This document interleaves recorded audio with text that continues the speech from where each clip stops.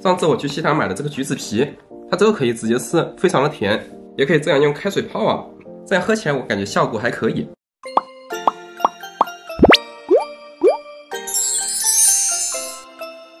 大家好，我是吉海，没错，我阳了。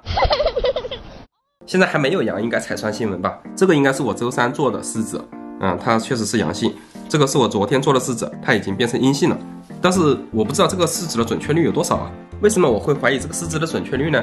因为中间就间隔了3天，我就由阳转阴，这个是不是有点太快了呀？有没有可能啊？第一次测的时候，它这个就是不准的，而且我现在的感受跟3、4天前其实没有太多差异。而且我在网上看他们有一些去测什么自来水都能够呈阳性，这个就比较离谱了，对吧？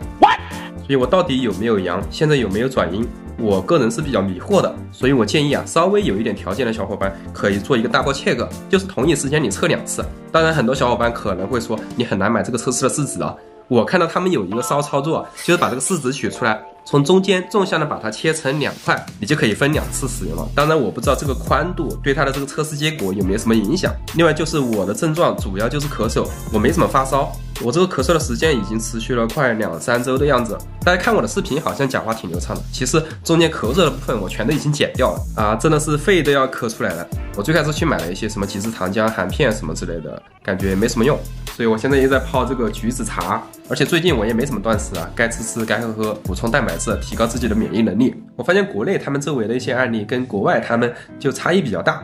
我不知道这个是疫苗差异本身的原因，还是说这个病毒本身的一些亚种它是不太一样的原因。总之，国内采用的这种灭活疫苗，我觉得大家有条件的话，最近再去接种一剂，因为这种灭活疫苗它时间隔得越久，它的效力就越差。所以，尤其是家里有老人还没有接种的，我建议最近赶紧去接种一下，至少平稳度过这几波疫苗挤兑的情况。就算要阳，也尽量把它延至到后面去阳。国外都能扛过去，我觉得我们没有理由扛不过去。所以今天虽然是节日，我也不祝大家节日快乐了，就祝大家平平安安、健健康康。我跟大家一起努力战胜病毒，后面也会持续的分享很多技术的干货。谢谢大家的观看啊，拜拜。